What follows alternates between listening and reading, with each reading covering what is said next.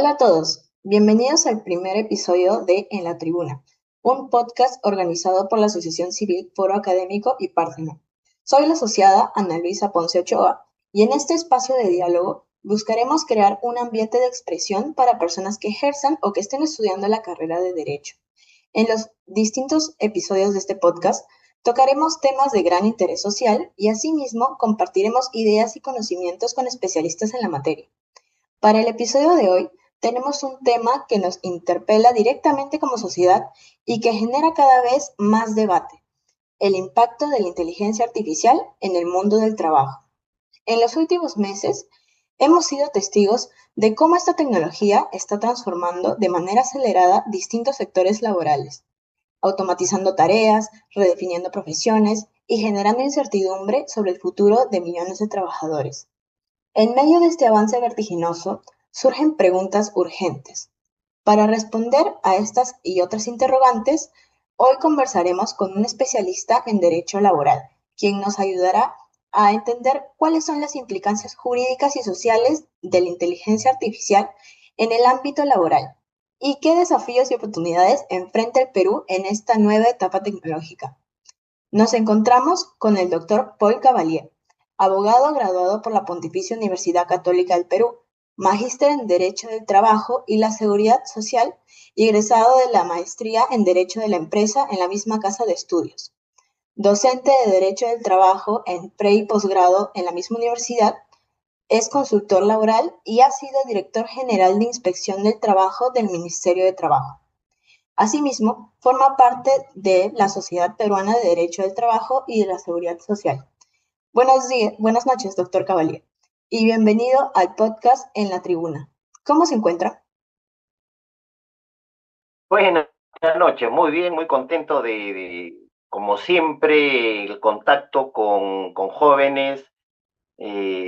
Como has señalado en la reseña, soy docente en el pre-posgrado, en el pregrado, en nuestra Facultad de Derecho, donde también estudié, con muchos jóvenes aprendiendo su lenguaje, eh, sus inquietudes. Tengo un hijo también en edad de ustedes y muy contento de participar además en esta primera edición de este podcast. Entonces, desearles mucho éxito y encantado para conversar sobre este tema. Muchas gracias por sus palabras, doctor. Empezando con el tema de hoy, procederé a iniciar con las preguntas preparadas que tenemos para usted. Bueno, la primera pregunta sería: ¿cómo está transformando la inteligencia artificial al mercado laboral en el Perú y en el mundo? Mira, Ana Luisa, primero tenemos que preguntarnos cómo está transformando el mundo.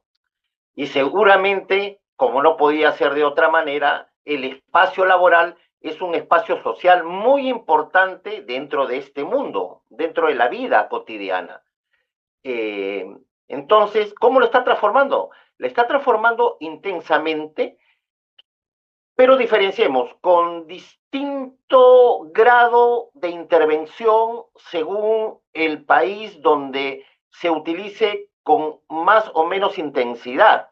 Es decir, si acá mismo en el Perú hablamos de una zona rural donde de repente no hay ni celular ni internet, entonces hablar de inteligencia artificial puede sonar bastante desproporcionado. Igual podemos hacer un comparativo entre sociedades, entre países, ¿correcto? Pero sin duda, esto va a ser progresivo, expansivo.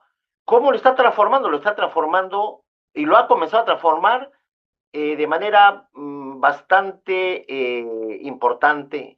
Pero más que todo, hoy estamos pensando en cómo lo va a transformar, cómo va a seguir estas transformaciones que de hecho ya se están viendo. De hecho, por lo menos en las zonas urbanas, la inteligencia artificial está en nuestro día a día, en el modo en que seleccionamos un producto para comprarlo, cuando pedimos un Rappi a casa, etcétera, etcétera. Hoy vamos a hablar de cómo está impactando en la gestión de las relaciones laborales, ¿no? Pero ¿cómo lo está impactando? En muchas sociedades con mayor intensidad pero lo importante es hacia dónde apunta y parece que va a ser abarcativo y tarde o temprano se va a ir intensificando su presencia en nuestro país. Sí, es verdad, doctor. Muchas gracias. ¿Qué riesgos representa la inteligencia artificial para los derechos laborales tradicionales, como por ejemplo la estabilidad laboral, la jornada de trabajo o la remuneración justa? Mira, estás citando estabilidad laboral, jornada de trabajo, remuneración justa, pero si bien el impacto cuando se posicione el uso de los sistemas de inteligencia artificial con mayor intensidad que actualmente, el impacto va a ser en todas las instituciones individuales y colectivas del derecho del trabajo. Eh, pero los riesgos, hoy, cuando se habla de riesgos, se está apuntando más bien a otro tipo de esfera. Principalmente la esfera de los derechos que tengan que ver con la personalidad del trabajador. Como tú lo sabes bien, los trabajadores no solo poseen derechos laborales, que son propios de su vínculo que une con el empleador. El trabajador es también una persona y como tal le corresponde el ejercicio de derechos fundamentales, derecho a la libertad de opinión, libertad religiosa, secreto de las comunicaciones, todo el elenco de derechos fundamentales que todos conocemos. Por ahí, más bien, se está llamando la atención de los riesgos. Se dice que una inteligencia artificial invasiva que parecería que hacia eso se apunta, a que se constituya en una herramienta de gestión muy intensa y muy utilizada por el empleador, puede, puede colisionar, ahí el riesgo, con el ámbito de estos derechos como el secreto, como la intimidad, como la salud en el trabajo, cuando hay mucha presión, mucha intensidad en sistemas de vigilancia o control del trabajo facilitadas por el uso de la inteligencia artificial. Más bien, ahora, pero igual te respondo, ¿no?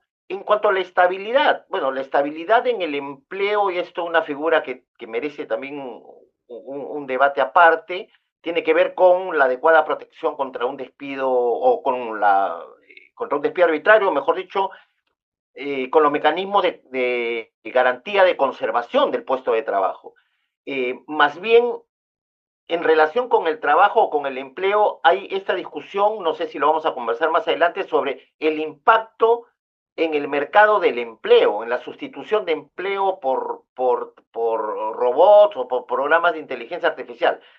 Pero sí va a afectar a todas las instituciones. Tú preguntabas también la jornada de trabajo.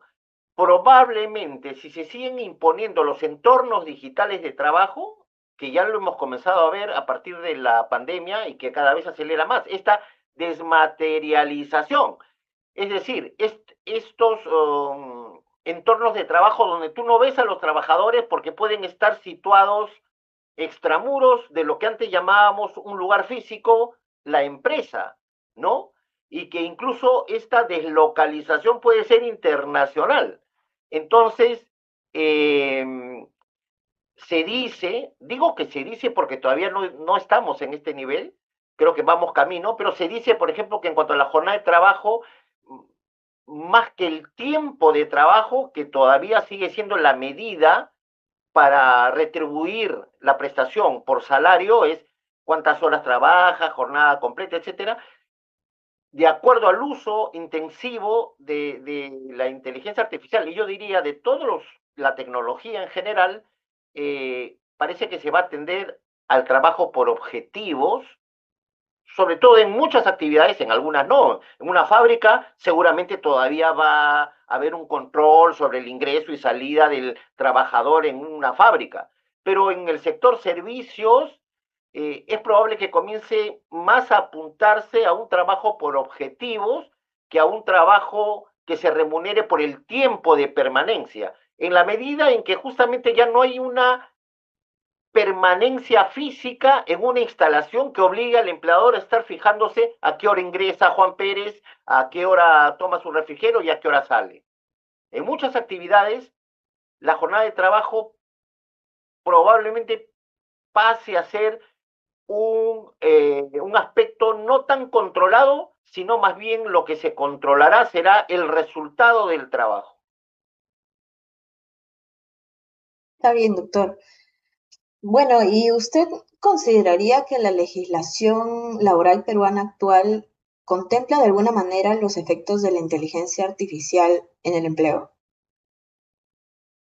Bueno, así directamente hay una ley sobre uso de inteligencia artificial y una ley muy lacónica, un reglamento o proyecto de reglamento que ha desarrollado un poco más los alcances de la ley, todavía no está muy posicionado, eh, pero lo importante es ver si la legislación, si es cuestión de legislación específica o si es cuestión de hacer cumplir la legislación que hoy existe por ejemplo, el respeto de los derechos fundamentales del trabajador dentro de un ámbito laboral. De todas maneras, creo que va a ser necesaria alguna legislación. Pero fíjate, hoy tenemos, por ejemplo, la legislación sobre protección de datos personales. Sin duda, los datos, se dice en la literatura de la inteligencia artificial, los datos son hoy el petróleo, por aludir a un bien fundamental, así como el petróleo se asociaba al impulso energético mundial, hoy se habla del dato, de la información, como ese combustible para alimentar los sistemas de inteligencia artificial. Porque los sistemas de inteligencia artificial se sostienen sobre la información, sobre la gran información de la Big Data, sobre el procesamiento veloz de la información y, perdón, y sobre el autoaprendizaje que los sistemas de inteligencia artificial van haciendo de esa información que van procesando. Eso es la novedad que nos trae la inteligencia artificial y que ha hecho que tomemos otro tipo de precauciones. Porque, Ana Luisa, sobre nuevas tecnologías y trabajo, sobre el tema nuevas tecnologías y trabajo, venimos hablando hace décadas. Porque claro, porque la tecnología evoluciona, es cambiante, y cada vez que hay cambios, mientras más notorios, evidentemente va a tener un impacto en el uso de estas nuevas tecnologías en el ámbito del trabajo. El impacto que se está previendo va a tener la inteligencia artificial en el mercado laboral, todavía no lo sentimos mucho, pero de darse con intensidad va a ser notable. Entonces, sí, seguramente va a ir surgiendo la necesidad de regular algunos aspectos puntuales. Está bien, doctor. Bueno, creo que la siguiente pregunta va más o menos relacionado con lo que usted desarrolló anteriormente. ¿Cree que deberían establecerse límites legales al uso de la inteligencia artificial para la toma de decisiones en procesos como contrataciones o despidos? Sí, yo creo que sí, sí, yo creo que sí. A ver, por ejemplo, en, en las contrataciones, incluso en el proceso, claro, en el proceso que es, ¿no? Reclutamiento, selección, evaluación del personal, hay que tener cuidado con que los sistemas de inteligencia artificial, si bien también tienen muy buen uso porque te pueden procesar o buscar en el mercado laboral con características puntuales, te puede ir de frente a ubicar a un grupo de personas que cumplan con las características que estás requiriendo como empleador en tu puesto de trabajo. Hay que tener cuidado allí, así como en la presencialidad. También tenemos mucho cuidado con no introducir elementos discriminatorios al momento de la contratación, hay que ver y tener cuidado de que los algoritmos son también, no hemos hablado de los algoritmos son fundamental en este mundo de la inteligencia artificial. Es, son como los motores, son ese conjunto de instrucciones conforman los cuales se procesa esa gran data de la que se nutre los sistemas de inteligencia artificial. Entonces, el algoritmo podría, en su formulación o en su autoaprendizaje, según la información que se le siga alimentando, o por la propia manipulación de la persona humana que manipula, carga estos con información, etcétera, podemos reproducir sesgos, inclusive en el uso de la inteligencia artificial. Y hay muchos ejemplos al respecto. Y por eso se habla de evitar sesgos algorítmicos, ¿no? Eh, Esto en cuanto a la contratación. Y en cuanto al despido, el despido, cuando hablamos de despido, ustedes lo saben muy bien, estamos hablando de el ejercicio de una facultad de las que goza el empleador como consecuencia de su poder de dirección. Estamos hablando de la potestad disciplinaria, ¿correcto? El despido es, sin duda, una sanción máxima en el caso de la gestión de la disciplina por parte del empleador.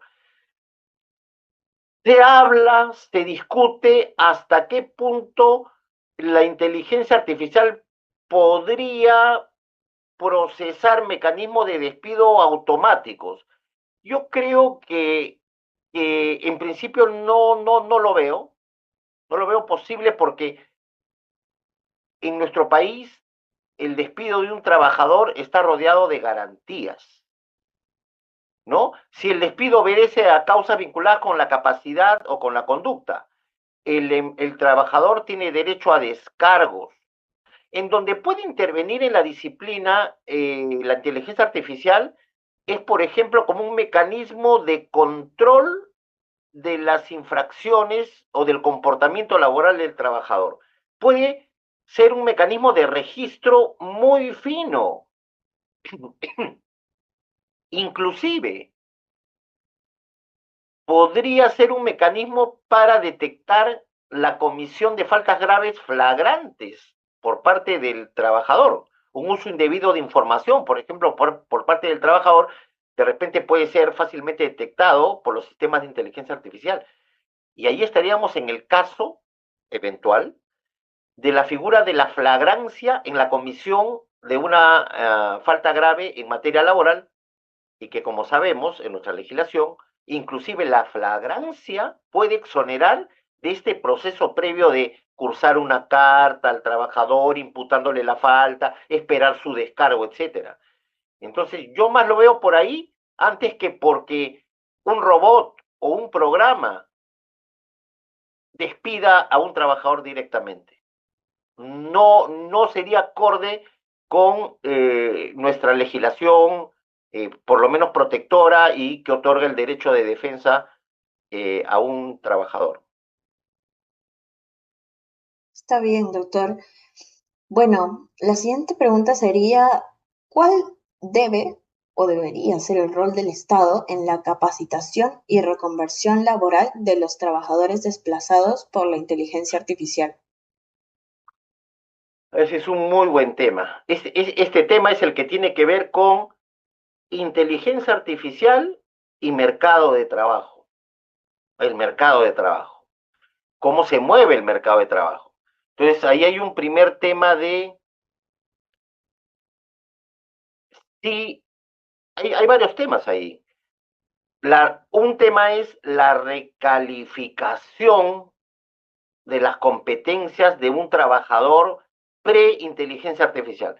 De hecho, nosotros mismos, es decir, cualquier ciudadano, ha tenido y tiene hoy, inclusive personas de mi generación, incluso mayores, hoy tienen que o tenemos que manejar, en muchos casos, o a veces nos valemos de nuestros familiares más jóvenes, pero tenemos que adecuarnos al uso de estas herramientas, porque se han vuelto cotidianas.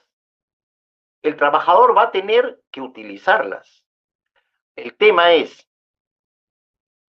posible a estas alturas que segmentos de edad, ¿no? De trabajadores de determinada edad, estén en capacidad o tengan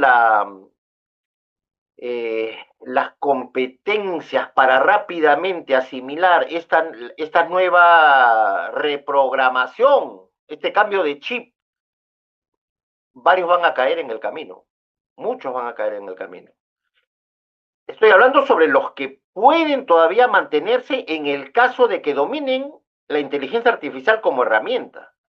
Otro problema ya es el de la sustitución del empleo de algunos trabajadores por el uso de la herramienta. O sea, se van a dar los dos fenómenos. La probable eliminación de algunas o sustitución de algunas tareas antes desempeñadas por trabajadores humanos a cambio de robots o sistemas de inteligencia artificial que cumplan la misma función. Y en otros casos, ese es el caso de sustitución, es el caso más dramático. Y el otro impacto al que me estaba refiriendo es un caso en el que ese trabajador puede usar la inteligencia artificial como una herramienta de mejora de su trabajo y tenga que adaptarse.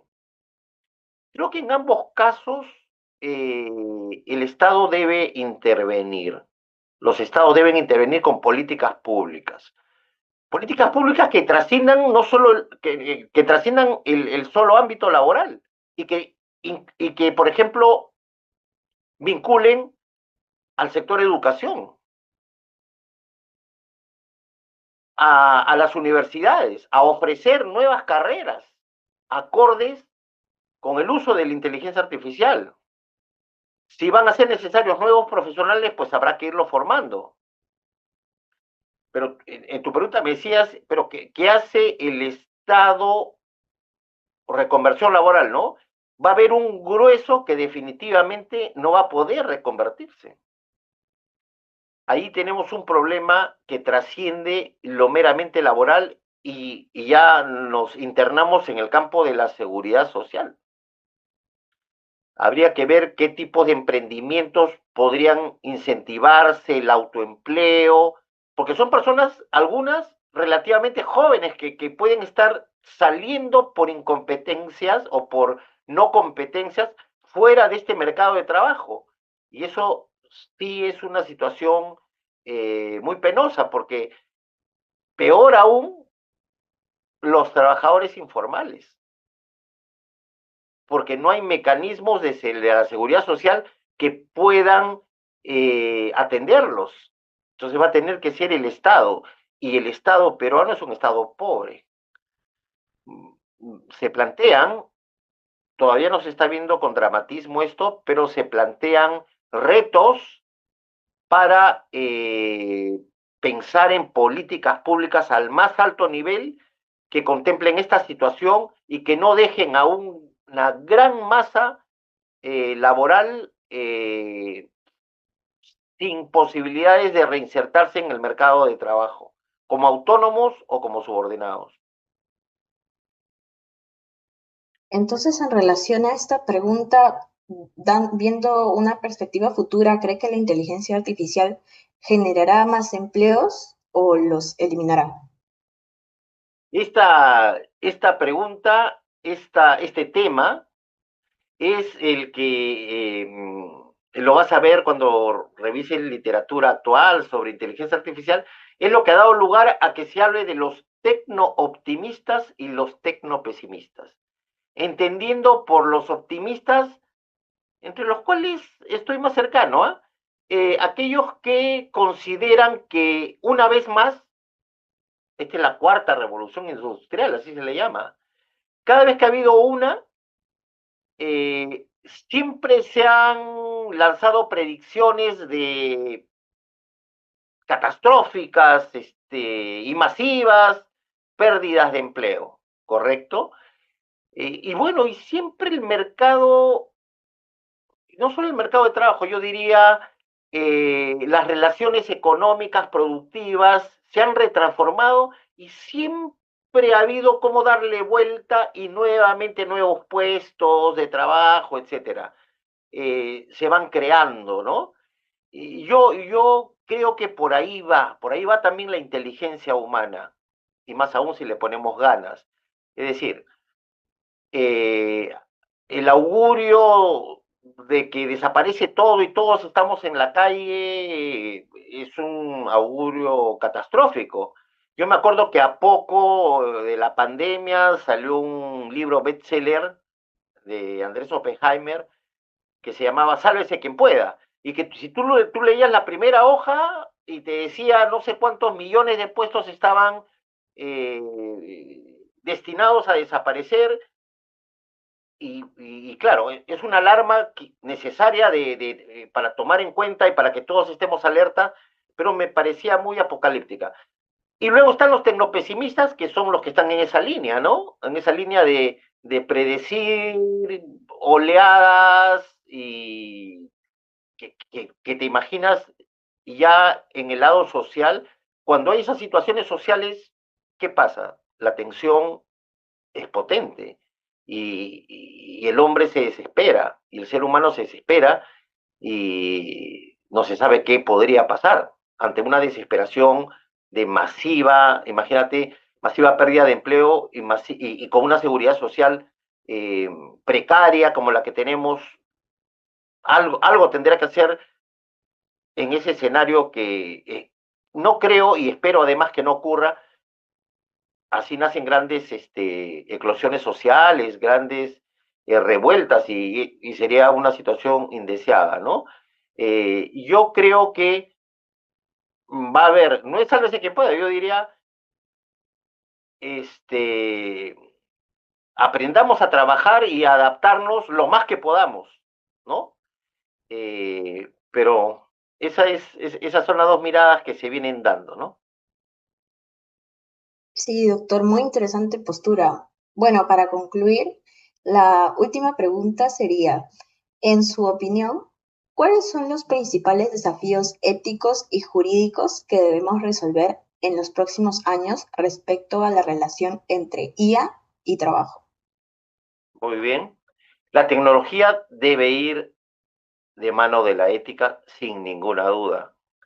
La ética es una preocupación vinculada a los valores, y la inteligencia artificial no puede servir para deshumanizar por completo al ser humano, sino para mejorarlo. Entonces, sí hay desafíos éticos. Y en el campo laboral, por ejemplo, respetar los derechos fundamentales de los trabajadores, de las personas, guión trabajadores, para mí es un desafío ético. Para mí es un desafío ético también el compartir la información. Si los trabajadores van a ser en muchos de los ámbitos de la gestión de la empresa, van a ser afectados por lo que hoy se llama la gestión algorítmica de la empresa, creo yo que los trabajadores tienen ahora un derecho de información adicional. Tienen derecho a ser informados cuáles son las instrucciones de ese programa conforme a los cuales ellos reciben órdenes, conforme a los cuales ellos son seleccionados, conforme a los cuales seguramente los sistemas de inteligencia artificial recomendarán los ascensos, las promociones, eventualmente las sanciones, cómo no la gestión de su rendimiento, los indicadores de su rendimiento, cómo no van a ser informados. Y no va a ser una máquina la que le tenga que informar. Un principio que se llama hombre al comando. Es decir, podemos hablar de toda inteligencia artificial, pero tiene que haber un ser humano allí. Yo diría al inicio y al final de esta cadena llamada sistema de inteligencia artificial. Y una reflexión con la que me gustaría concluir, porque hoy hablamos de, ¿no? Hemos hablado muy rápidamente de cómo regular, si se va a regular. En otros escenarios, ya la regulación va avanzando, ¿no? En Europa hay un reglamento para toda Europa de la inteligencia artificial, ¿no? La ley de inteligencia artificial, que si tú la lees, te vas a dar cuenta que mucho se habla de del derecho a información, siempre informando la conocibilidad, la transparencia algorítmica, es decir, decirle a los afectados, en el caso laboral, a los trabajadores, lo que venía diciendo, cuáles son esas instrucciones o reglas llamadas algoritmos y van a intervenir en la gestión de la empresa que va a impactar en ellos. Pero también te vas a dar cuenta que mucho se habla de la negociación colectiva. Por negociación colectiva se verá esto, por negociación colectiva se verá esto otro. Y ese escenario de diálogo social entre los trabajadores organizados en sus figuras sindicales y el empleador no es precisamente lo que predomina en nuestro país, donde con una tasa de sindicalización del 5% es imposible que hablemos de un diálogo intenso al interior del sector laboral. Yo creo que ahí hay un reto, porque no hay mejor. ¿Cuál es la regulación por excelencia en el ámbito laboral? El Estado se ve obligado a regular porque no hay regulación de las propias partes. Evidentemente, la regulación idónea es la que puede darse en el marco de una negociación colectiva, porque ahí ambas partes conocen la realidad. En cambio, las leyes son generales. Las leyes a veces no calzan cuando aterrizan en un ámbito concreto, en una empresa concreta. La negociación colectiva sí conoce y puede modular el uso de la inteligencia artificial para esa empresa en concreto, pero para eso se necesita diálogo social. Y eso es lo que lamentablemente en nuestro modelo de relaciones laborales no existe.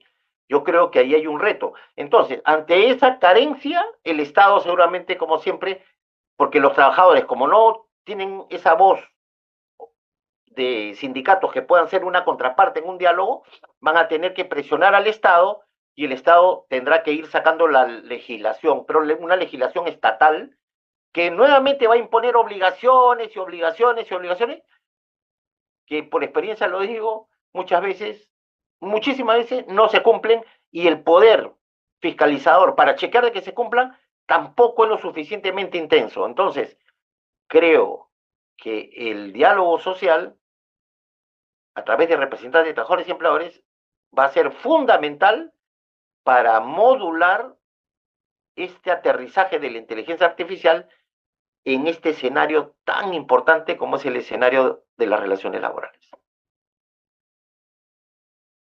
Bueno, doctor, muchas gracias. El tiempo nos ha quedado corto con este tema tan interesante.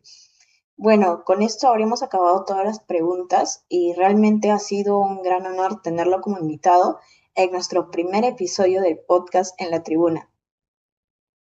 Muchas gracias, Ana Luisa. Para mí ha sido un honor participar en esta primera edición del podcast, alentarlos a que sigan abordando. Hay muchísimos temas, me imagino que son de diferentes disciplinas. En el ámbito laboral hay muchísimos temas. Una de estas es, por ejemplo, la libertad sindical y los contrapesos. La inteligencia artificial no se quiere que la inteligencia artificial termine siendo solo un reforzamiento del poder de dirección del empleador, sino que también propicie el diálogo entre las partes.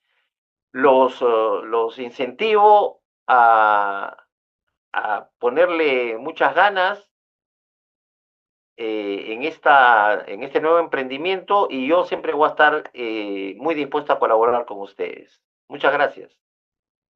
Muchas gracias, doctor. Y bueno, esto sería todo. Nos vemos en el siguiente episodio del podcast En la Tribuna. Muchas gracias.